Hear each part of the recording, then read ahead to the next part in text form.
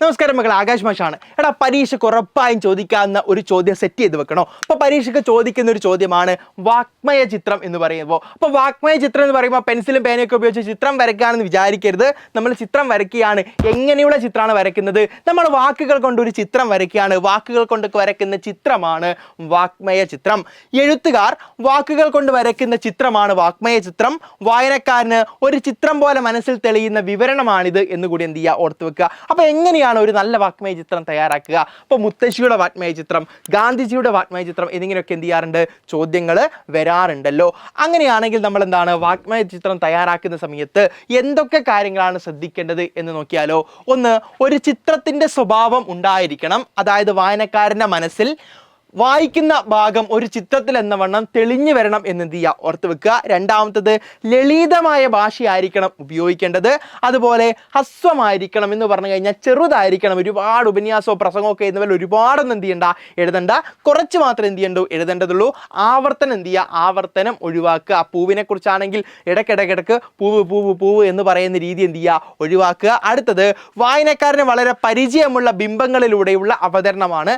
അതായത് നിങ്ങൾ പറയാൻ വേണ്ടി ശ്രമിക്കുന്ന കാര്യങ്ങൾ എന്ത് ചെയ്യുക, നിങ്ങൾക്ക് പരിചയമുള്ള ചെറിയ ചെറിയ കാര്യത്തിലൂടെ എന്ത് ചെയ്യുക, നിങ്ങൾക്ക് വിവരിച്ചു കൊടുക്കുക എന്നാണ്. അതായത് നിങ്ങളൊരു പൂമ്പാറ്റയുടെ ആ ഒരു ചിറകിൻ്റെ മൃദുലതയാണ് പറയുന്നത് എന്ന് വിചാരിക്കുക. അപ്പോൾ ഒരു പൂവിൻ്റെ ഇതളുകൾ പോലെ ഭംഗിയുള്ള പൂമ്പാറ്റയുടെ ചിറക് എന്നൊക്കെ പറയാം. അപ്പോൾ നമ്മുടെ മനസ്സിൽ എന്തുണ്ട്, പൂവിൻ്റെ ഇതൾ നമുക്ക് ആ പരിചയമുള്ളൊരു കാര്യമാണ്. അപ്പോൾ അതിൻ്റെ ഇതളെന്ന് പറയുമ്പോൾ ആ ഒരു മൃദുലത, ആ ഒരു ഭംഗി നമ്മുടെ മനസ്സിലേക്ക് വരും. അതുപോലുള്ള പൂമ്പാറ്റയുടെ ചിറക് എന്ന് പറയുമ്പോൾ നമുക്ക് എന്ത് ചെയ്യും, അത് രണ്ടും കണക്റ്റ് ആവും. അപ്പോൾ ആ രീതിയിൽ എന്ത് ചെയ്യുക, എഴുതാൻ വേണ്ടി ശ്രമിക്കുക. അപ്പം നമ്മൾ ഇവിടെ ഒരു ചിത്രം കാണുകയാണ്.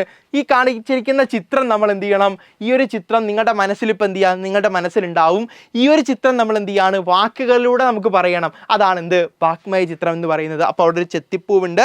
ചെത്തിപ്പൂവിൻ്റെ മുന്നിൽ എന്ത് ചെയ്യുന്നു, ഒരു പൂമ്പാറ്റ തേൻ കുടിക്കാൻ വേണ്ടി വന്നിരിക്കുകയാണ്. അപ്പോൾ തേൻ കുടിക്കാൻ വേണ്ടി വന്നിരിക്കുന്ന പൂമ്പാറ്റയുടെ ചിറകിൻ്റെ നിറം എന്താണ്, ചുവപ്പാണ്. അതിൽ കറുപ്പും വെള്ളയും കലർന്ന പൊട്ടുകൾ നമുക്ക് കാണാം. അപ്പോൾ പൂമ്പാറ്റയുടെ പ്രത്യേകത നമ്മൾ കണ്ടു. ഈ ഒരു ചിത്രം നിങ്ങളുടെ മനസ്സിലുണ്ട്. ഇത് നമ്മൾ എന്ത് ചെയ്യാണ്, നമ്മൾ ഈ ഒരു ചിത്രം കാണാത്ത ഒരാൾക്ക് പറഞ്ഞു കൊടുക്കുന്നു. അപ്പോൾ അയാളുടെ മനസ്സിൽ എന്തുണ്ടാവും, ഈ ചിത്രം കണ്ടില്ലെങ്കിലും ഈ ചിത്രം എന്ത് ചെയ്യും, അയാളുടെ മനസ്സിൽ തെളിഞ്ഞു വരും. ഇതാണെന്ത്, വാക്മയ ചിത്രം എന്ന് പറയുന്നത്. ചിറകുകൾ വിടർത്തി ആരും കണ്ടാൽ മോഹിച്ചു പോകുന്ന കറുപ്പും വെള്ളയും പുള്ളികളോട് കൂടിയ ചുവന്ന പട്ടുടുത്ത ചെത്തിപ്പൂവിൽ തേൻ നുകരാൻ വന്നതാണ് സുന്ദരി പൂമ്പാറ്റ. പൂമ്പാറ്റയുടെ ചിറകിൻ്റെ ചുമപ്പും ചെത്തിപ്പൂവിൻ്റെ ചുമപ്പും തിരിച്ചറിയാനാവാത്ത ഭംഗി നൽകുന്നു. അപ്പോൾ ഇത്തരത്തിൽ എന്ത് ചെയ്യാണ്, ഇത്തരത്തിൽ നമ്മൾ എഴുതുമ്പോൾ നമ്മുടെ മനസ്സിലേക്ക് എന്തുണ്ടാവുന്നു, ഒരു ചെത്തിപ്പൂ വരുന്നു. ചെത്തിപ്പൂവിൽ ഒരു ചുവന്ന പൂമ്പാറ്റ വന്നിരിക്കുന്നു. ആ പൂമ്പാറ്റയുടെ എന്താണ്, ആ ചിറകിൻ്റെ ആ ഒരു പൊട്ടുകൾ, വെള്ളയും കറുപ്പും ചേർന്ന പൊട്ടുകൾ എന്നുള്ള കാര്യം വരുന്നു. അപ്പം നമ്മുടെ മനസ്സിലെന്താണ്, അറിയാതെ ഒരു ചിത്രം എന്ത് ചെയ്യാണ്, ഇതുപോലുള്ളൊരു ചിത്രം രൂപപ്പെടുന്നു. ഇതാണെന്ത്, വാക്മയ ചിത്രം എന്ന് പറയുന്നത്. അപ്പോൾ പരീക്ഷയ്ക്ക് ചിത്രം തന്നിട്ടല്ല നിങ്ങളോട് എഴുതാൻ വേണ്ടി പറയുക, ചിത്രം നിങ്ങളുടെ മനസ്സിലുണ്ടായിരിക്കണം. എന്നിട്ട് നിങ്ങൾ എന്ത് ചെയ്യണം, ആ ചിത്രം എങ്ങനെയൊക്കെ വിവരിച്ച് കൊടുക്കാനാവോ ആ രീതിയിൽ എന്ത് ചെയ്യുക, വിവരിച്ച് കൊടുക്കേണ്ടി വരും. അങ്ങനെയാണെങ്കിൽ നമ്മൾ ഒരു ചോദ്യം ചോദിക്കുകയാണ്, മുത്തശ്ശിയെക്കുറിച്ചുള്ള ഒരു വാക്മയ ചിത്രം തയ്യാറാക്കുക. അപ്പോൾ എന്തായിരിക്കും നമ്മൾ എന്ത് ചെയ്യുക, മുത്തശ്ശിയെക്കുറിച്ചുള്ള വാക്മയ ചിത്രത്തിൽ എഴുതുക. മുത്തശ്ശിയുടെ രൂപം, അതുപോലെ തന്നെ മുത്തശ്ശിയുടെ വേഷം, മുത്തശ്ശിയുടെ നെറ്റിയിലെ ചുളിവുകൾ, അതുപോലെ തന്നെ കണ്ണടയുണ്ടെങ്കിൽ കണ്ണട, അതുപോലെ തന്നെ തലമുടി, വെളുത്ത തലമുടിയാണ്. ഈ കാര്യങ്ങളൊക്കെ നമ്മുടെ വാക്മയ ചിത്രത്തിൽ ഉൾപ്പെടും. നോക്കിയാൽ നിങ്ങൾ, കോനായിൽ ചുമരും ചാരിയിരുന്ന് കാലും നീട്ടി മുറുക്കാൻ ചമച്ചിരിക്കുകയാണ് മുത്തശ്ശി. വെളുത്ത മുടി വാരിക്കൂട്ടി നെറുകയിൽ കെട്ടിയിരിക്കുന്നു. സെറ്റുമുണ്ടാണ് വേഷം, കാതിൽ വലിയ കമ്മൽ, വാത്സല്യം തോന്നിക്കുന്ന മുഖം, സ്നേഹനിധിയായ ഞങ്ങളുടെ മുത്തശ്ശി. അപ്പം എന്താ, മുത്തശ്ശിയെക്കുറിച്ച് പറയുന്നതാണ്. അപ്പോൾ ഇത് വായിക്കുന്ന ഒരാൾക്ക് മുത്തശ്ശിയെക്കുറിച്ചുള്ള ഒരു ചെറിയ ചിത്രം മനസ്സിലുണ്ടാവുന്നില്ലേ?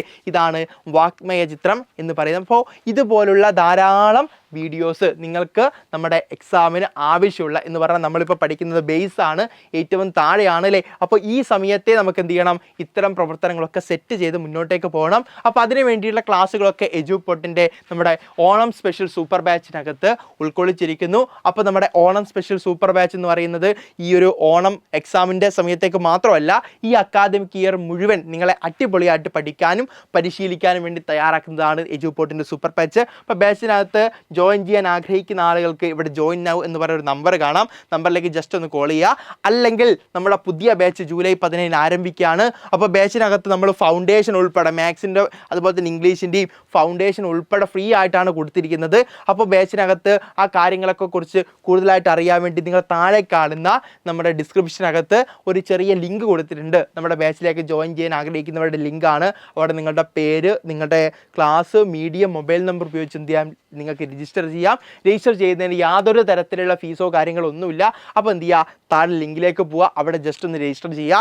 എന്നിട്ട് നിങ്ങൾ എന്ത് ചെയ്യുക, നിങ്ങൾ ചെയ്യേണ്ടത് മക്കളെ, നിങ്ങൾ നിങ്ങളുടെ ഫോണിൽ എന്ത് ചെയ്യുക, എജുപോർട്ടിൻ്റെ ആപ്ലിക്കേഷൻ ഒന്ന് എന്ത് ചെയ്യുക, ഒന്ന് ഡൗൺലോഡ് ചെയ്യുക. എജുപോർട്ടിൻ്റെ ആപ്ലിക്കേഷനകത്ത് നിങ്ങളുടെ നമ്പർ കൊടുത്ത് നിങ്ങൾക്ക് ലോഗിൻ ചെയ്യാൻ വേണ്ടി പറ്റും. അപ്പോൾ ലോഗിൻ ചെയ്ത് കഴിഞ്ഞാൽ നിങ്ങൾക്ക് അതിലെ ആദ്യത്തെ ക്ലാസ്സുകൾ, ഇപ്പോൾ മാത്സ് ആണെങ്കിൽ മാത്സിലെ ആദ്യത്തെ ചാപ്റ്ററിലെ ക്ലാസ്, അതുപോലെ തന്നെ നിങ്ങൾക്ക് സയൻസ് ആണെങ്കിൽ സയൻസിലെ ആദ്യത്തെ ക്ലാസ്, മലയാളമാണെങ്കിൽ മലയാളത്തിൻ്റെ ആദ്യത്തെ ചാപ്റ്ററിൻ്റെ ക്ലാസ് ഒക്കെ എന്ത് ചെയ്യുക, തികച്ചും ഫ്രീ ആയിട്ട് സൗജന്യമായിട്ട് കാണാം. അപ്പോൾ നിങ്ങൾക്ക് ക്ലാസ്സുകൾ കണ്ട് ഇഷ്ടപ്പെട്ടെങ്കിൽ മാത്രം എന്ത് ചെയ്യുക, നിങ്ങൾക്ക് ബാച്ചിനകത്തേക്ക് ജോയിൻ ചെയ്താൽ മതി. ഇപ്പോൾ ക്ലാസ്സുകൾ കാണണോ, ഫ്രീ ആയിട്ടുള്ള ചാപ്റ്റേഴ്സ് വേണമെങ്കിൽ എന്ത് ചെയ്യുക, വേഗം പോയിക്കോ, എജുപോർട്ടിൽ എന്ത് ചെയ്യുക, ഡൗൺലോഡ് ചെയ്തോ, എന്നിട്ട് ലോഗിൻ ചെയ്ത് നിങ്ങളുടെ ക്ലാസ് എന്ത് ചെയ്യുക, സെലക്ട് ചെയ്യുക. അപ്പോൾ നമ്മുടെ ഓണം എക്സാമിന് ആദ്യത്തെ ചാപ്റ്റർ ഉറപ്പായിട്ടുണ്ടാവും. അപ്പോൾ നല്ലൊരു ഓഫറാണ്. അപ്പോൾ എന്ത് ചെയ്യുക, തീർച്ചയായിട്ടും ഇത് ഫ്രീ ആയിട്ടാണ് നിങ്ങൾക്ക് തരുന്നത്. അതെന്ത് ചെയ്യുക, അത് ഉറപ്പായിട്ട് ചെയ്യുക. ഒരു കാര്യം കൂടി പറയാണ്, അതായത് നമ്മൾ ലൈവുകൾ കഴിയുമ്പോൾ ഇപ്പോൾ ഇമ്പോർട്ടൻ്റ് ആയ നോട്ടുകൾ പറയുമ്പോൾ, PDF പറയുമ്പോൾ, ഇതൊക്കെ കിട്ടുന്നത് നമ്മുടെ സ്പെഷ്യൽ കമ്മ്യൂണിറ്റി ഗ്രൂപ്പിലൂടെയാണ്.